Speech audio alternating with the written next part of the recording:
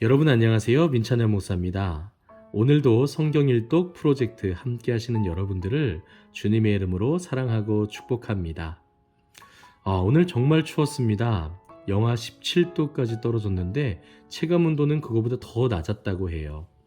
그리고 내일도 이 추위가 이어진다고 하니까 여러분들 건강에 유의하시고 또 가정의 파손이라든지 동파라든지 또 길에서 미끄러지는 사고 없으시도록 조심하셔야겠습니다. 저희 집도 워낙 오래되다 보니까 이 추위에 여러 가지 문제들이 생기는 것 같은데요. 그렇다고 우리가 걱정한다고 해서 또 우울하게 있다고 해서 그 문제가 해결되는 건 아니겠죠? 이 시간 아무리 추워도 또 어떤 어려움과 환경 가운데 처해도요, 여러분, 하나님의 말씀은 늘 가까이 하셨으면 좋겠습니다. 그러면 그 말씀 안에서 우리가 다시 새 힘을 얻고 하나님의 살아계심과 하나님의 역사하심을 경험하게 될 줄 믿습니다. 그리고 이 말씀은요, 우리로 하여금 눈앞에 있는 상황과 형편들을 보다 더 객관적으로 보게 해주고요. 또 하나님의 시선으로 보게 만들어서 그것들을 극복하고 이겨나가는데 우리에게 아주 큰 힘이 된다고 하는 것 기억하셨으면 좋겠어요. 그럼 오늘도 여러분 춥지만요, 또 피곤하지만요, 이 출애굽기 9장 딱 한 장 읽을 테니까요, 집중하셔서 하나님의 말씀을 함께 나누었으면 좋겠습니다. 그러면 출애굽기 9장 우리 함께 읽도록 하겠습니다. 여호와께서 모세에게 이르시되 바로에게 들어가서 그에게 이르라. 히브리 사람의 하나님 여호와께서 말씀하시기를 내 백성을 보내라.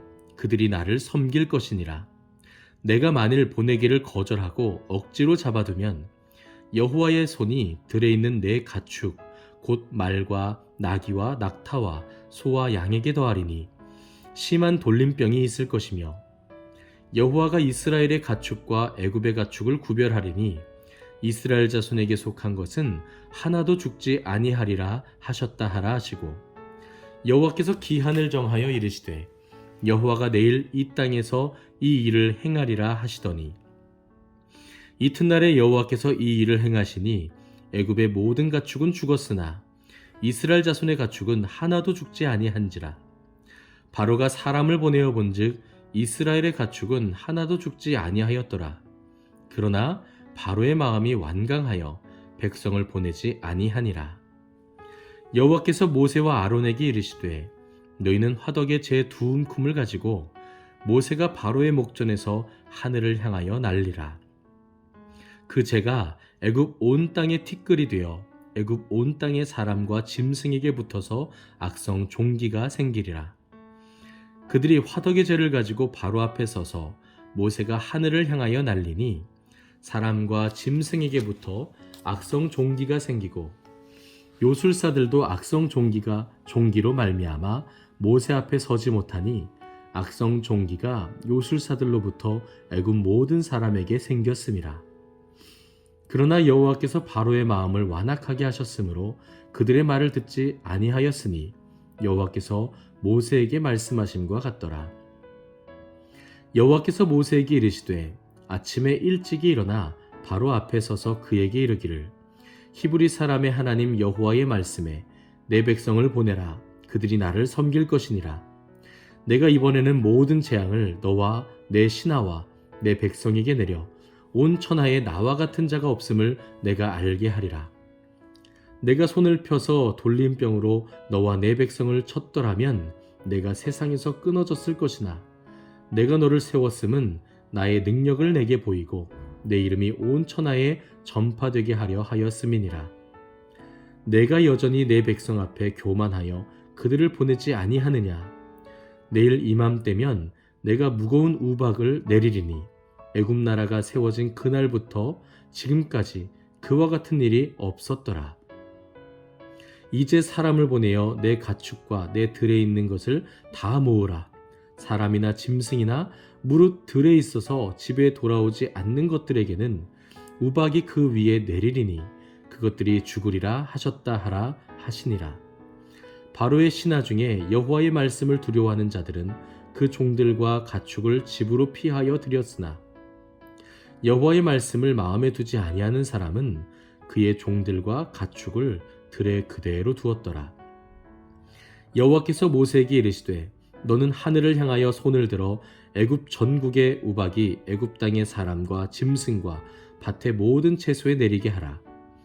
모세가 하늘을 향하여 지팡이를 들매 여호와께서 우레소리와 우박을 보내시고 불을 내려 땅에 달리게 하시니라. 여호와께서 우박을 애굽 땅에 내리심에 우박이 내림과 불덩이가 우박에 섞여 내림이 심히 맹렬하니 나라가 생긴 그때로부터 애굽 온 땅에는 그와 같은 일이 없었더라. 우박이 애굽 온 땅에서 사람과 짐승을 막론하고 밭에 있는 모든 것을 쳤으며 우박이 또 밭의 모든 채소를 치고 들의 모든 나무를 꺾었으되 이스라엘 자손들이 있는 그곳 고센 땅에는 우박이 없었더라. 바로가 사람을 보내어 모세와 아론을 불러 그들에게 이르되 이번은 내가 범죄하였노라. 여호와는 의로우시고 나와 나의 백성은 악하도다. 여호와께 구하여 이 우레소리와 우박을 그만 그치게 하라. 내가 너희를 보내리니 너희가 다시는 머물지 아니하리라. 모세가 그에게 이르되 내가 성에서 나가서 곧 내 손을 여호와를 향하여 펴리니 그리하면 우레소리가 그치고 우박이 다시 있지 아니할지라. 세상이 여호와께 속한 줄을 왕이 알리이다. 그러나 왕과 왕의 신하들이 여호와 하나님을 아직도 두려워하지 아니할 줄을 내가 아나이다. 그때의 보리는 이삭이 나왔고 삼은 꽃이 피었으므로 삼과 보리가 상하였으나 그러나 밀과 쌀보리는 자라지 아니한 고로 상하지 아니하였더라.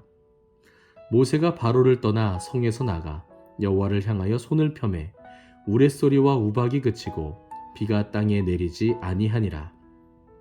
바로가 비와 우박과 우레소리가 그친 것을 보고 다시 범죄하여 마음을 완악하게 하니 그와 그의 신하가 꼭 같더라.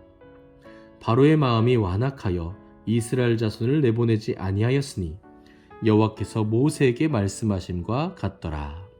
아멘. 네, 여러분, 오늘은 출애굽기 9장까지 함께 읽었습니다. 우리가 어제도 살펴봤지만요, 하나님께서 애굽 땅에 내리신 이 재앙은 단순히 재앙의 성격 그 이상의 것을 가지고 있다라고 말씀드렸습니다. 이것은 단순한 재앙이 아니라 하나님이 하나님이심을 나타내는 표적이다라고 제가 설명을 드렸죠.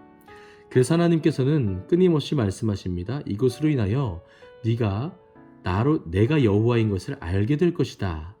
너희가 내가 여호와 하나님임을 알게 될 것이다. 이렇게 말씀을 하십니다. 그리고 또 한 가지를 살펴보면 미리 그들에게 피하라고 말씀하시는 것을 보게 되죠. 우박을 내릴 거니까 우박을 피해라. 짐승들을 안으로 모아들여라. 하지만 그럼에도 불구하고 하나님의 말씀을 믿지 않았던 이들은 그 우박을 그대로 맞게 되는 것이죠. 바로도 마찬가지였습니다. 그가 우박으로 인해서 하나님 앞에 회개하는 척했지만 결국에는 다시 마음을 완악하게 하여서 이스라엘 자손들과 했던 약속을 번복하고 말죠. 여러분, 이것이 바로 우리의 모습과 같습니다. 그 표적을 보았을 때 처음에는 우리가 하나님이 살아계신 것을 아는 것 같고 또 하나님을 영원토록 잘 섬길 것 같고 하나님을 굳건하게 믿을 것 같다가도 금세 그것을 잊어버리고 시간이 지나면 그때 그 표적이 맞았나 하는 생각까지도 들게 되죠. 그래서 예수님께서 행하신 그 모든 표적과 기적적인 일들을 보고 예수님을 믿었던 수많은 사람들이 있었지만 그들에게 자신을 의탁하지 않았다라고 말씀하십니다. 왜냐하면 예수님은 하나님의 아들이시기 때문에 그들 속에 있는 것들을, 그들의 마음을 다 아셨다는 것이죠. 그래서 여러분, 표적은 하나님을 가리키는 아주 분명한 하나님께서 우리에게 주신 선물이지만요, 우리가 죄에 물들어 있기 때문에, 죄의 영향을 받고 있기 때문에, 또 옛사람의 습관에서 벗어나지 못했기 때문에 그 표적의 역할을 100% 다 하지 못합니다. 그래서 우리로 하여금 진짜 하나님을 향해서, 믿음을 향해서 나아가게 하는 것은요, 우리 삶 속에 펼쳐지는 기적과 표적과 이적이 아니라 하나님의 말씀인 것이죠.